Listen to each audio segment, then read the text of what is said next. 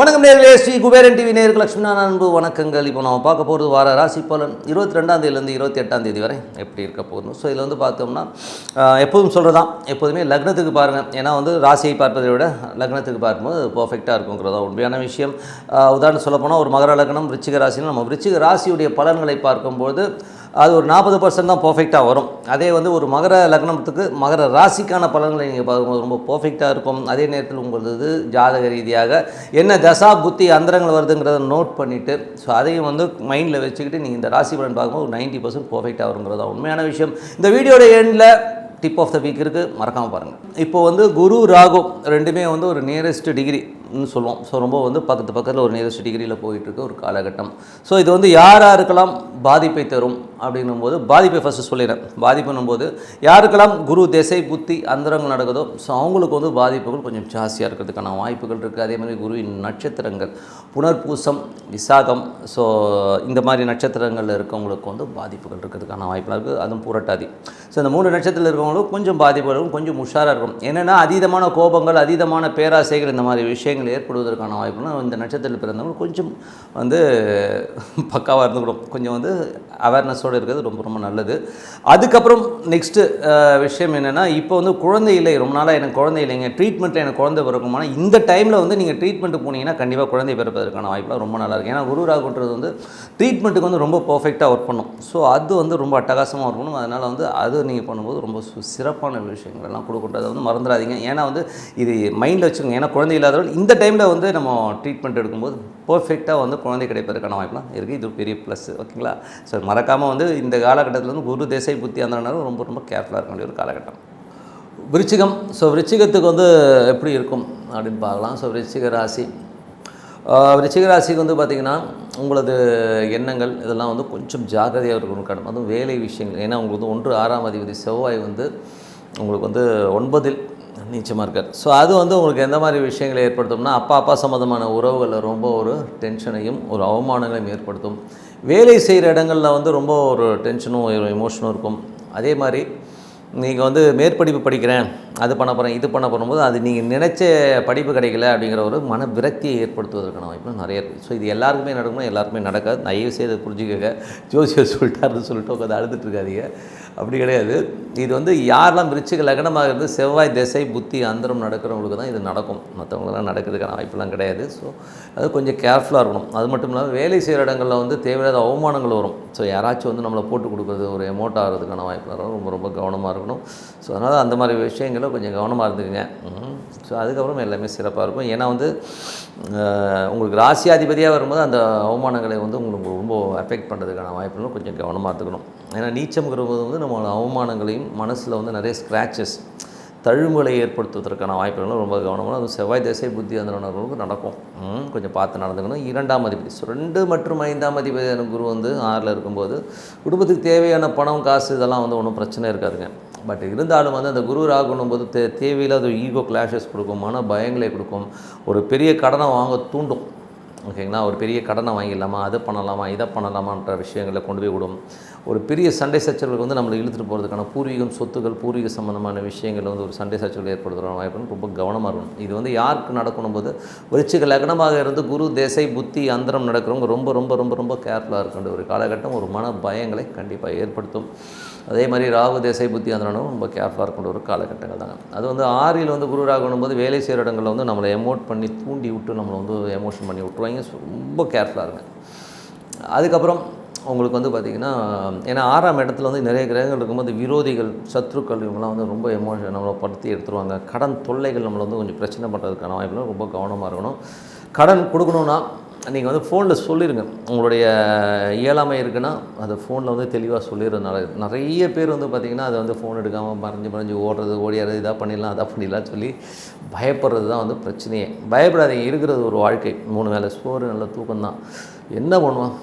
எனக்கு ரொம்ப கஷ்டமாக இருக்க வேண்டிய ஒரு விஷயம் நான் கண்ணு இருக்க பார்க்குறது இல்லைன்னா டெய்லி வந்து கடை தெருகளில் சின்ன சின்ன வியாபாரிகள்லாம் வந்து அந்த தண்டலுங்கிற ஒரு விஷயம் வந்து ரொம்ப பெருசாக போய்ட்டுருக்கு. தண்டலும் போது மீட்ரு வட்டியெல்லாம் வாங்கிட்டு வியாபாரம் பண்ணுறாங்க.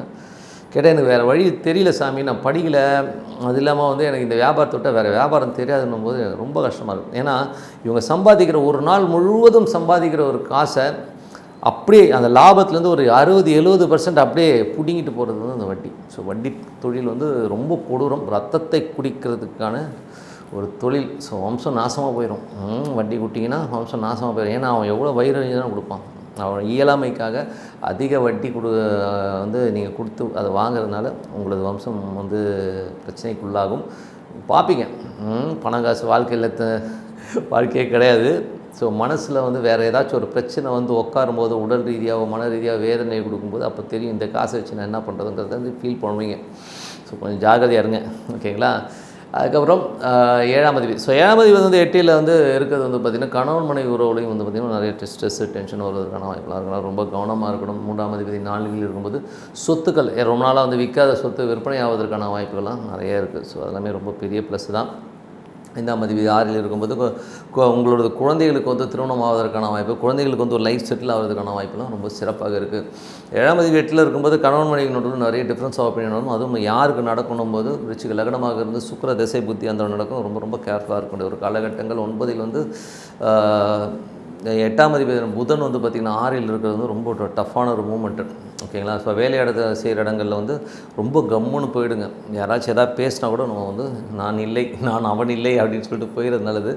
ஏன்னா அந்த எமோஷன்ஸில் வந்து நம்ம பேசுகிறது திட்டுறது தான் வந்து ரொம்ப பெரிய ஒரு பூதாகரமாக வெடித்து செதறதுக்கான வாய்ப்புலாம் இருக்குது. ஸோ கொஞ்சம் கவனமாக இருந்துக்கணும். மற்றபடி வந்து பார்த்திங்கன்னா உங்களுக்கு வந்து எல்லா விஷயங்களும் நல்ல மாற்றங்கள் நல்ல ஏற்றங்கள்லாம் இருக்குது. அதை வந்து நம்ம வந்து எப்படி கொண்டு போகிறோங்கிறது தான் ஒரு விஷயம். அதுக்கான முயற்சிகள் எடுக்கணும். நிறைய முயற்சிகள் எடுத்தால் தான். ஏன்னா வந்து கஷ்ட நஷ்டங்கள் வரும்போது அதை ஃபேஸ் பண்ணணும் போலே அதுக்காக வந்து உட்காந்து அழுகுறதோ நான் என்ன பண்ணுவேன் ஏது பண்ணணும்னு தெரியாமல் இருக்கிறது எல்லாத்துக்குமே வந்து வழி இருக்குங்கிறது தான் உண்மையான விஷயம். எதுக்கு சொல்கிறேன்னா கணவன் மனைவி உறவுல வந்து இந்த மாதிரி சிச்சுவேஷன்ஸ் இருக்கும்போது போஸ்ட்பான் பண்ணிக்கிறது நல்லது. எந்த ஒரு முக்கியமான முடிவுகளும் இப்போ எடுக்காமல் இருக்குது ரொம்ப நல்லது. அது விருச்சிக லக்னமாக சுக்கிர திசை புத்தி அந்த நடக்கும் எந்த வித முக்கியமான முடிவுகளும் எடுக்காதீங்க.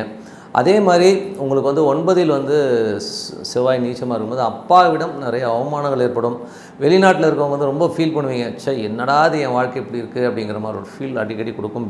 மேற்படிப்பு படிக்கிறவங்க உங்களுக்கு கிடைச்ச குரூப் கிடைக்கலன்னாக்கா வெயிட் பண்ணுங்கள். இன்னொரு 1 மாதம் 1.5 மாதத்துக்குள்ள ஏதாவது ஒரு நல்ல குரூப் கிடைக்கும். கண்டிப்பாக மன விரக்திகள் வரும். அது வந்து யாருன்னா விருச்சிக லக்னம் வந்து செவ்வாய் திசை புத்தி அந்த கண்டிப்பாக இருக்கும். 10ஆம் அதிபதி. ஸோ 10ஆம் அதிபதி வந்து உங்களுக்கு வந்து 7ல் இருக்கும்போது தொழில் ரீதியான விஷயங்கள் புதிய பார்ட்னர்ஷிப் சம்மந்தமான விஷயங்கள் ரொம்ப சிறப்பாக இருக்கும். அது ரொம்ப நல்லாயிருக்கும். ஏன்னா சூரியன் வந்து நல்லா இது யாருக்கு நடக்கணும் விருச்சிக லக்னமாக இருந்து சூரிய திசை புத்தி அந்தரம் நடக்கிறவங்களுக்கு கண்டிப்பாக நடப்பதற்கான வாய்ப்புலாம் இருக்குது. 11ஆம் அதிபதி வந்து பார்த்திங்கன்னா புதன். 11ஆம் அதிபதி புதன் வந்து பார்த்திங்கன்னா 6ல் இருக்கும்போது யாராருக்கெல்லாம் விருச்சிக லக்னமாக இருந்து புதன் திசை புத்தி அந்தரம் நடக்குது நல்ல ரொட்டேஷன் அமௌண்ட்டெல்லாம் நல்லாவே இருக்கும். மற்றபடி வந்து என்னங்க இது வந்து நீங்கள் தசா புத்தியெல்லாம் கொஞ்சம் நோட் பண்ணி வச்சுக்கிட்டு அப்படியே லிங்க் பண்ணி பார்த்தீங்கன்னா ரொம்ப பர்ஃபெக்டாக இருக்குங்கிறது தான் உண்மையான விஷயம். Dip of the week. So dip of the வீக்கில் வந்து இந்த வாட்டி நம்ம சொல்ல போகிற விஷயம் ரொம்ப ரொம்ப ரொம்ப ரொம்ப முக்கியமான விஷயம் என்னென்னா ஜென்ரலாக வந்து யார் எந்த ராசி அதிபதி எந்த லக்னம் எந்த 12 ராசிக்காரங்க யாராக வேணா இருங்க. ஸோ இதில் வந்து மேஜராக வந்து நீங்கள் வந்து ஒரு சில விஷயங்களை கடைபிடிச்சிட்டிங்கன்னா உங்களுக்கு வந்து வாழ்க்கையில் வந்து என்ன வேணுமோ அது வந்து ஆட்டோமேட்டிக்காக இது பண்ணும். அதே மாதிரி வந்து உங்களுக்கு ஒரு தவறான திசையோ ஒரு டென்ஷனான திசையோ இருந்தாலும் உங்களை வந்து அப்படி அலேக்காக வந்து தூக்கிட்டு போகிற ஒரு விஷயம் தான் நான் இப்போ சொல்ல போகிறது. என்னை பொறுத்தவரை நம்பர் 1 பிரார்த்தனை. இது வந்து அடிக்கடி சொல்வேன். ஸோ டெய்லி வந்து 15 நிமிடங்கள் வந்து உங்களது பிரார்த்தனை பண்ணிக்க ரொம்ப ரொம்ப ரொம்ப அவசியம். அதுவும் உங்கள் ஜாதக ரீதியாக ஹையஸ்ட் டிகிரி இருக்கிற பிளானட்டை வந்து அது ஆத்மகாரகன்னு சொல்லுவோம். ஸோ அந்த பிளானட்டை வந்து நம்ம வழிபாடு பண்ணும்போது நம்ம அடுத்த லெவலில் போகிறது ரொம்ப உறுதியாக இருக்கும், ரொம்ப அற்புதமாக இருக்கும். அதை லைஃப் டைம் ஃபுல்லாக பண்ணணும். ஸோ ரெண்டாவது வந்து கர்ணநாதன்கிறது பார்த்திங்கன்னா உங்கள் ஜாதகத்தில் இருக்கும். அந்த கர்ணநாதன்கிற ஒரு தெய்வத்தை வந்து அந்த மந்திரங்களையோ அந்த தெய்வத்தை வழிபாடு பண்ணும்போது நமக்கு தேவையான ஒரு கவசம் மாதிரி செயல்படுங்க. ஸோ இது வந்து பார்த்திங்கன்னா நமக்கு வந்து ஒரு ஃபோர்ஸ் மாதிரி ஒரு செக்யூரிட்டி ஃபோர்ஸ் மாதிரி இருக்கும். ஸோ அது கண்டிப்பாக வந்து அதுவும் பண்ணணுங்க. ஸோ இது இரண்டாவது. அதுவும் நட்சத்திராதிபதி வந்து பார்த்திங்கன்னா உங்களுக்கு வந்து நல்ல விஷயங்கள் நல்ல ஏற்றங்களை கொடுக்கும். ஸோ அந்த வந்து நட்சத்திராதிபதிக்கான உரிய தெய்வங்களை வழிபடும் போது நமக்கு வந்து நல்ல எண்ணங்கள் நல்ல விஷயங்கள் அடுத்த லெவல் போகிறதுக்கான வாய்ப்புகள் கண்டிப்பாக இருக்கும். அதே மாதிரி திதி. ஸோ நீங்கள் எந்த திதியில் பிறந்தீங்களோ அந்த திதிக்கான தெய்வங்களை வழிபடுது. அந்த திதி வரும்பொழுது அந்த 15 நாளைக்கு ஒரு உங்கள் திதி நீங்கள் பிறந்த திதி வரும்போது அன்றைக்கி வழிபாடு பண்ணும்போது ரொம்ப ஏற்றமான விஷயங்கள் இருக்குங்க. ஸோ இது வந்து அதே மாதிரி கிழமை. நீங்கள் என்ன கிழமையில் பார்த்தீங்கன்னா அந்த கிழமைக்கு வந்து அந்த சாமியை கும்பிட்டுவாங்க. சொல்கிறீங்களா இந்த 5 விஷயத்தை நீங்கள் கண்டினியூவாக எழுதி வச்சு பர்ஃபெக்டாக பண்ணிவிட்டு வாங்க. வாழ்க்கையில் உங்களுக்கு இரக்கமே வராதுங்க. விச்சலே அதுக்கப்புறம் வந்து பார்த்திங்கன்னா எல்லாமே லீடில் தான் போகும். என்ன தான் தவறான திசை புத்தி அந்தரங்கள் எது வந்தாலும் உங்களை அழகாக இறைவன் காப்பாற்றி கொண்டு போவாருங்கிறது தான் உண்மையான விஷயம். ஸோ இந்த 5 விஷயம் நான் சொன்னதை வந்து நீங்கள் வந்து ஃபாலோ பண்ணிங்கனாலே நீங்கள் ஜோசியம் பார்க்கணும் கூட அவசியம் கிடையாது. இந்த 5 விஷயத்தை பர்ஃபெக்டாக பண்ணிடுறேங்க. எனக்கு எந்த விதம்னா ஆட்டோமேட்டிக்காக உங்களுக்கு தேவையான விஷயங்களை ஆண்டவன் கொடுப்பார். நீங்கள் அடுத்த லெவல் போகிறது வந்து உறுதின்னு சொல்லிவிட்டு உங்களிடம் விடைபெறுவது உங்கள் லக்ஷ்மி நாராயணன். நன்றி, வணக்கம். ஸ்ரீ குபேரன் டிவியை பார்த்தமைக்கு நன்றிகள். மேலும் இது போன்ற தகவல்களை தெரிந்து கொள்ள ஸ்ரீ குபேரன் டிவியை சப்ஸ்கிரைப் செய்யுங்கள். மறக்காமல் பெல் ஐக்கானை கிளிக் செய்யுங்கள்.